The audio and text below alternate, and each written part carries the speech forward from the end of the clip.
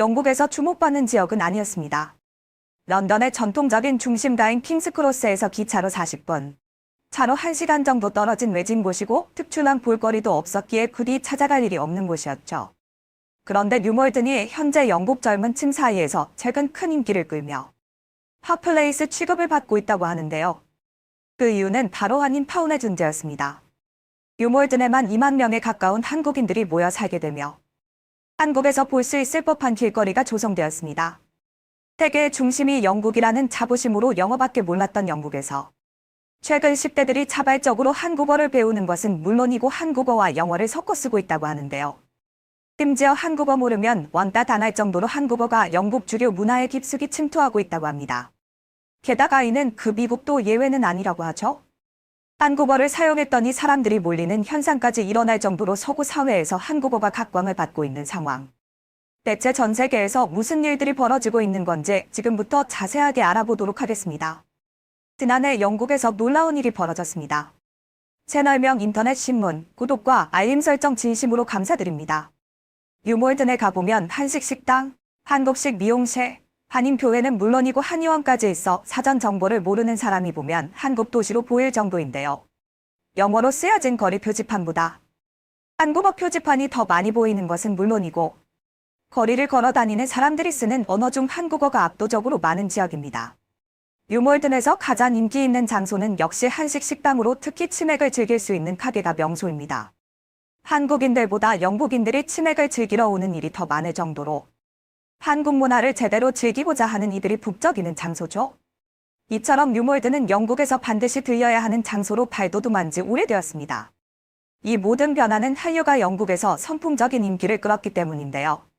그동안 아름아름 K-팝의 영향으로 인해 한류가 퍼졌지만 하지만 오징어 게임을 비롯해 한국 드라마가 인기를 끌면서 극소수의 10대들을 중심으로 인기를 끌었던 것이 사실입니다. 영국 내에서 한류는 사회현상으로 비춰질 정도로 인기를 끌었죠. BBC를 비롯해 가디언 등 유명 일간지와 방송에서 한류 열풍의 근본 원인을 분석하는 한편 한국인들이 영국 주류 문화에서 성공을 거두는 이유에 대해 집중 분석할 정도로 최근 들어 한류는 영국 주류 문화에 안착했습니다. 과거라면 상상도 할 수 없는 일이 현실에서 일어난 것이죠. 영국만큼 자국 문화에 강한 자부심을 가진 국가도 드문데요. 브리티시 인베이전을 비롯해 영국 고유의 팝 문화가 전 세계를 휩쓸었던 시절이 있었기에 자국 문화의 영향력이 상당한 곳입니다. 그런 콧대 높은 영국의 문화에 K컬처가 스며든 것이죠. BTS와 블랙핑크를 비롯한 한국 아이돌 산업이 선봉이 되어 오징어 게임과 더 글로리 같은 한국 드라마가 영국인의 마음을 사로잡고 있습니다. 그리고 최근 영국 10대들 사이에서 가장 뜨거운 한류는 다름 아닌 한국어라고 합니다. 교육 과목으로 지정된 것도 아닌데도 영국 10대들이 한국어를 자발적으로 배우고 있다고 하는데요. 한류 열풍이 불며 한국어와 일본어를 섞은 한본어를 사용하게 된 일본과 마찬가지로 영어에 한국어를 섞은 신조어를 만들어서 쓰고 있다고 합니다. 이 모습에 영국 정부는 상당히 충격에 빠졌다고 합니다. 전통적으로 영국인들은 영어 외에 제2 외국어를 잘 배우려고 하지 않는데요. 전 세계에서 영어를 마치 국제 공용어처럼 사용하고 있기에 굳이 다른 언어를 배워야 한다는 동기가 적어 영국인들은 제2 외국어 학습에서 다른 유럽 국가들에 비해 상당히 부진해 왔었습니다. 이런 문제를 해결하기 위해 영국 정부는 학교에 막대한 예산을 투자하며 제2 외국어 학습의 중요성을 강조해 왔었지만 번번이 실패할 정도로 영국인들의 영어 고집을 꺾을 수 없었죠. 그런데 그렇게 배우라고 해도 안 배웠던 외국어를 영국 10대들이 자발적으로 배우는 놀라운 현상이 일어나고 있는 것입니다.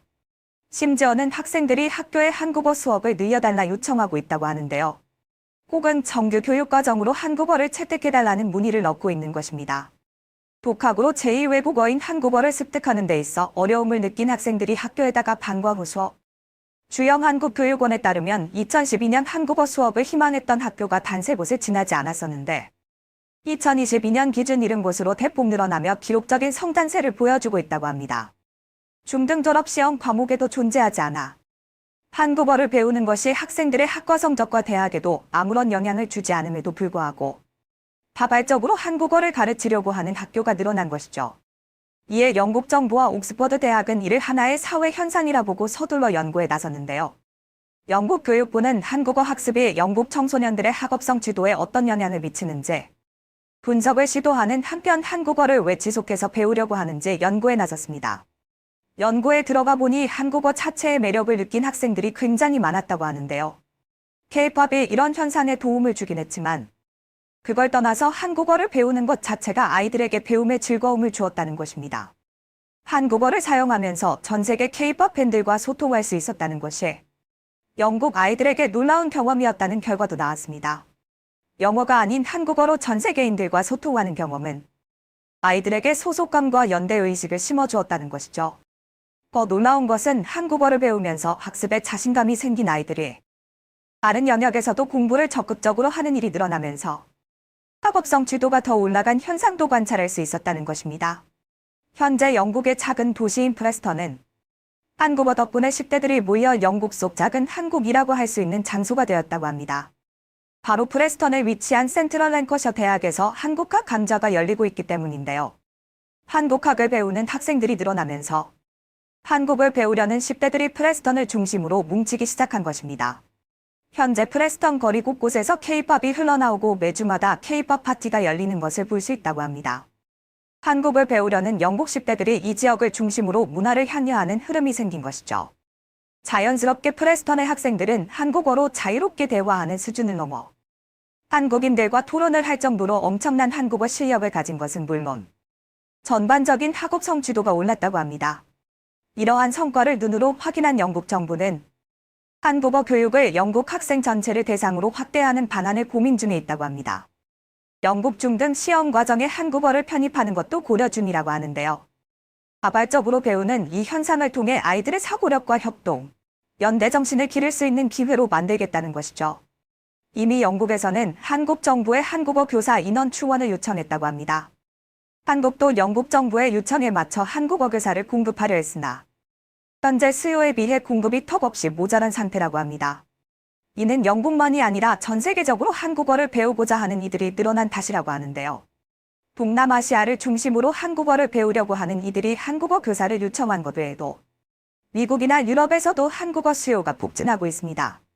특히 미국에서는 한국어의 인기가 날이 가면 갈수록 폭증하고 있는 상황입니다. 미동 북부 로드아일랜드주에 위치한 브라운대는 중급 한국어 강좌를 열었는데 사람이 너무 몰린 탓에 강좌를 추가로 늘릴 수밖에 없었다고 합니다. 한국어 수업을 듣는 학생이 매년 2배씩 늘어나고 있다고 하죠. 세계적인 언어 학습 프로그램 듀오링고는 2022년 기준 세계 7번째로 가장 많이 학습된 언어로 한국어가 선정되었다는 사실을 공개하며 한국어를 습득하고자 하는 이들이 놀랄 정도로 대폭 증가했다는 사실을 공개했습니다. 기존 세계 주류 언어였던 영어와 스페인어를 제외하고 가장 많은 상승률을 보인 언어로 한국어를 지목한 것이죠. 특히 동남아시아에서 한국어 습득을 위해 공부하는 이들의 숫자는 상상 이상이라는 발표를 내놓았습니다. 미국 콜롬비아 대학의 서주원 한국어학과장 역시 미국에서 한국어의 인기가 굉장하다며 매년 50%의 상승률을 보이며 강좌를 듣는 이들이 급격하게 늘어나 이를 감당하기 위한 교원 충원이 필요하다고 전했습니다. 또한 그동안의 추세와 다르게 백인 사회에서 한국어를 열심히 배우려고 하는 경향이 관찰된다고 말하며 미래에는 미국에서 한국어가 보편 언어가 될 수 있다고 전망했습니다. 실제로 LA시티 칼리지에서 직업 교육의 일환으로 한국어를 가르치고 있는데요. LA타임스는 특집 기사를 통해 한국어 수업이 2023년 개설되어 자격증을 발급하는 수업으로 발전했다고 보도했습니다. 그동안은 이민자들 사이에서 영어 자격증 수업이 전통적으로 인기를 얻어왔으나 이제는 한국어의 인기가 높아지면서 한국어 자격증을 얻기 위한 이민자들의 숫자가 늘어났다는 것을 주목했죠. 과거 1980년대 영어 전용 운동이 한창일 때와 비교해서 있을 수 없는 일이 일어났다고 분석했습니다. 당장의 자리를 얻기 위해 영어 공부에만 몰두했던 시절과 달리 이제는 한국 문화를 향유하기 위해 한국어를 배우는 것이 더 중요한 일이 되었다는 것입니다.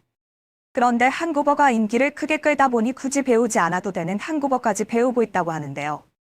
블룸버그 통신은 이와 더불어 한국어 욕이 미국 사회에서 인기를 끌고 있는 특이한 현상을 주목한 바 있습니다. 넷플릭스를 비롯한 각종 스트리밍 서비스로 한국 드라마를 접하며 미국인들 사이에서 드라마에서 나오는 욕설과 같은 비속어들이 덩달아 인기를 얻게 되었다고 하는데요. 로스앤젤레스에 거주하는 메이크업 아티스트 샤네 톰스는 일이 안 풀릴 때마다 아이스, 젠장과 같은 한국어 욕을 사용하는 일이 늘어났다고 하는데요. 이런 말을 어디서 배웠나 했더니 한국의 드라마 더 글로리를 보면서 자연스럽게 입에 있게 되었다고 합니다. 한국 여행을 준비하는 것은 물론이고 한국 드라마를 미국 드라마보다 더 많이 본다고 말한 그녀는 한국어가 영어보다 더 자연스러워지고 있다고 말하며 이런 일이 자기만이 아니라 다른 사람들에게도 보인다고 증언했죠. 고질 좋은 한국말도 많은데 왜 욕설을 배웠나 싶기도 하지만 그만큼 한국어가 가장 일상적인 생활에까지 스며들고 있다는 걸 보여주는 현상이기도 합니다. 자국 언어만 사용하며 다른 언어를 배우는 것에 인색했던 미국인과 영국인들이 한국 문화에 완전히 빠져 한국어를 배우고 있는 현상은 세계의 중심에 우뚝 선 대한민국의 위상과 한국 문화의 힘에서 비롯된 것이라 볼 수 있는데요. 이제는 외국인들도 한국어를 널리 사용하게 되며 해외에서 한국말만으로도 어렵지 않게 여행할 수 있는 시대가 되었습니다. 심지어 한국인이라는 이유만으로 환대를 받는 현상까지 일어나고 있죠. 대한민국의 위상이 날로 높아지는 가운데 한국어가 지금보다도 더 널리 퍼져 영어와 스페인어와 같은 세계 주류 언어의 위치까지 올라가길 기원해 보겠습니다. 세계 곳곳에서 한국어와 한국 문화가 각광받는 현상을 지켜보며 우리는 대한민국의 놀라운 영향력을 다시 한번 실감하게 됩니다. 이러한 국제적인 흐름 속에서 한국의 내부적인 면모 역시 주목할 만한 가치가 있습니다. 바로 한국이 세계에서 가장 안전한 나라 중 하나로 꼽히며 그 이면에는 친절하고 성실한 경찰력, 세계적인 수준의 교육체제, 그리고 놀라울 정도로 발달한 사회적 기부 문화 등이 자리 잡고 있습니다. 이제 우리는 세계가 주목하는 한류의 바깥쪽에서 내부로 시선을 돌려 한국의 사회적, 문화적, 교육적 성취를 깊이 있게 탐구해 보려 합니다. 한국은 세계에서 가장 안전한 나라 중의 하나라는 것을 우리 한국인은 모르고 있습니다. 범죄율이 다른 나라보다 훨씬 낮은 것으로 조사되어 있습니다. 지난 2017년 통계 자료에 따르면 OECD의 회원국보다 평균 34배 낮습니다. 해외에서 한국인이 자주 범죄에 노출되는 까닭은 치안이 한국 같은 줄 알고 방심하는 까닭이라고 합니다. 우리 대한민국의 경찰만큼 친절하고 도움을 주기 위한 목적에 경찰은 세계 어디에서나 보기 힘들다고 합니다. 서구 선진국들의 경찰은 너무 고압적이고 그나마 유럽은 나은 편. 아시아나 남미, 아프리카는 부정부패가 너무 심해 인식이 매우 좋지 않습니다. 경찰이 질서를 지키려는 의식이 아닌 어떻게 하면 저 사람들에게 돈을 받아 낼 수 있을까에 온 신경이 집중되어 있다고 합니다. 경찰은 부정부패의 대명사이고 항상 고압적이다는 인식을 깨뜨릴 수 있는 게 우리 한국의 경찰입니다. 아시다시피 북미의 경찰력은 아주 강력합니다. 그들 앞에서 부른 말이나 행동을 하지 못합니다. 술 먹고 주정한다, 욕을 한다, 역사를 잡는다. 이런 건 상상조차 할 수 없습니다. 그 자리에서 땅바닥에 내팽개치게 됩니다. 그들에게 너무 많은 권한을 주었기에 생기는 일입니다. 어떤 사건에 대한 조사도 캐나다는 점잖은 민주국가니 억울하게 범인으로 몰려서 옥살이하는 경우는 없을 것 아니냐고 생각할 수 있지만 전혀 아닙니다. 어디 가나 비슷합니다. 윽박 지르고 인권 무시하면서 간합적으로 조사하는 것은 비일비재합니다. 토론토의 경우 고속도로나 일반 거리에서 경찰차가 경광등 켜고 있을 때 그 옆을 그대로 지나치면 폭탄 벌금 냅니다. 벌금뿐만 아니라만 보험비도 엄청 올라갑니다. 경찰 업무에 방해받지 않도록 차선 바꿔서 진행하라는 겁니다. 경찰력이 얼마나 강한지 짐작되실 겁니다. 우리 경찰은 속도 위반 단속을 할 때 위반자를 잡는 것이 목적이 아니라 계도하기 위한 목적이라고 합니다. 경찰을 보고도 두려워하지 않고 오히려 친근감을 느낀다는 시민들의 말은 외국에서는 상상을 못합니다. 외국에서는 대표적인 공권력, 한국에서는 지팡이. 저는 이 말이 맞는 것 같습니다. 유치원 교육도 한국만큼 다양하게 이루어지는 경우도 매우 드뭅니다. 한국에서 생활하다가 귀국한 캐네디언들은 한국의 유치원 시스템을 보고는 자신들의 나라에서는 왜 이렇게 하지 못하냐고 하면서 너무 부러워합니다. 우선 가격이 너무 저렴하다고 합니다. 서구 사회에서는 데이케어 외국에서 사용하는 명칭 비용 때문에 맞벌이 하지 못하겠다는 말이 많을 정도로 데이케어 비용은 큰 비중을 차지합니다. 이곳에서는 시설과 개인 또는 센터인지에 따라 달라지는데 보통 하루 종일로 계산하면 최저 가격이 100만 원에서 200만 원 정도로 예상하면 얼추 맞습니다. 몬테소리 정도의 사립이면 보통 200만 원 이상 됩니다. 그에 비하면 한국 데이케어나 유치원 비용은 부담 안 되는 비용의 수준 높게 놀아주고 교육시키는 과정까지 있으니 외국인들이 부러워할 만도 합니다. 얼마든지 아이를 맡겨놓고 직장에 다닐 수 있다는 것은 외국의 부모들이 가장 부러워할 것이며 선호할 것이라고 합니다. 한국의 거리는 무척 깔끔하고 고급스러워 보이며 예술적인 조형물들, 공중화장실, 스포츠시설 등을 갖춘 공터 및 공원들이 흔하다는 것에 놀라움을 금치 못합니다. 유럽이나 북미를 포함한 웬만한 국가에서 볼 수 없는 풍경입니다. 전체가 다 그런 것은 물론 아니지만 불결한 부분이 많고 낙서로 뒤덮여 있는 광경은 그들에게 당연하고 흔한 것으로 인식되어 있기 때문에 오히려 깨끗하게 단장되어 있는 것이 이상하게 보인다는 겁니다. 캐나다의 경우 공원은 많지만 운동시설 같은 것은 없습니다. 아마 위험성을 내포하고 있어서 사전에 방지하기 위한 정책일 수도 있겠지만 그보다는 시민의 편의시설에 대한 마인드의 부재 때문으로 보는 게 맞을 것 같습니다. 한국에 와서 느끼는 것은 눈에 보이지 않는 기부문화가 자리 잡고 있다는 점에 놀라게 됩니다. 외국인들도 어려움에 처해 있는 사람들에게는 많은 도움을 줍니다. 그런데 쉽게 도움을 주는 한국인 같지는 않습니다. 한국에서 어렵게 사는 사람들도 한 푼 두 푼 모은 쌈짓돈으로 갖고 와서 기부하는 광경은 뉴스에서 자주 접합니다. 비록 돈의 액수는 크지 않더라도 한국민들의 마음속에는 서로 돕고 살아야 한다는 정이 기부로까지 이어진다는 것입니다. 외국에서 기부하는 뉴스를 가끔 접합니다. 그러나 그것은 실제 재벌들의 얘기가 거의 대부분입니다. 아무것도 모르는 상대방에게 쉽게 도움의 손길을 내미는 것이 한국인입니다. 일반인들이 거액을 기부한다는 소식은 별로 없습니다. 한국은 지난해부터 올해까지 2021 희망운동 따뜻한 겨울나기 캠페인에 답지된 성금이 400억 정도였습니다. 전년도보다 3.9%가량 늘었다고 합니다. 다들 힘들게 버티는 코로나19 와중에 나온 성금입니다. 그중에는 서울 노원구의 한 기초생활수급자가 어려운 소상공인을 위해 써달라며 놓고 간 100만 원 수표에 대한 얘기가 얼마 전 보도됐습니다. 마스크가 금쪽같이 귀할 때 노인이 마스크를 기부한다거나 약간의 돈을 가져온 노숙인 기초생활수급자님들, 이런 경우 외국에서 없습니다. 911 테러 사건 같은 경우에나 가능할까? 대남 말고 어려운 이웃을 돕자는 캠페인에 이렇게 성금이 모이는 경우는 세계적으로 거의 없습니다. 적은 인구의 한국이 세계 최고 명문대에 줄줄이 입학하거나 세계적 경연대회에서 입상하는 것을 이해하지 못했는데 한국에 와서 세월을 보니 그 이유를 알 수 있었다고 합니다. 외국인들은 나라에서 이끌어 주어야 할 가장 중요한 정책이라고 말합니다. 너무 부럽다는 겁니다. 한국인은 이래저래 교육에 대해 말이 가장 많은 국가로 통합니다. 입시의 문제점이나 교육 정책 등이 끝없이 도마 위에 오르고 책임자가 바뀔 때마다 정책이 바뀌니 불만이 높을 수밖에 없습니다. 한마디로 교육 정책이 못마땅하다고 우리는 불평불만을 쏟아내지 않습니까? 그러나 그런 영향으로 한국 학생들은 세계 올림피아드 등의 경연대회에서 항상 최고의 성적을 거두고 있고 있는 예술적인 분야에까지도 최고의 성적을 거둔 뉴스가 즐비하게 나옵니다. 이코노미스트지는 한국의 교육을 세계 최고 수준으로 평가하고 있고 오바마 전 미 대통령도 한국의 교육을 벤치마킹해야 한다고 수없이 요구했을 정도입니다.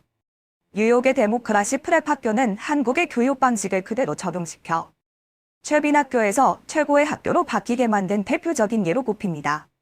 그리고 그런 교육 방식으로 인해 우리 국민의 학력이 세계 최고로 높고 경제 강국으로 성장한 배경이 되었습니다. 우리만 불평불만을 늘어놓고 있었던 셈입니다.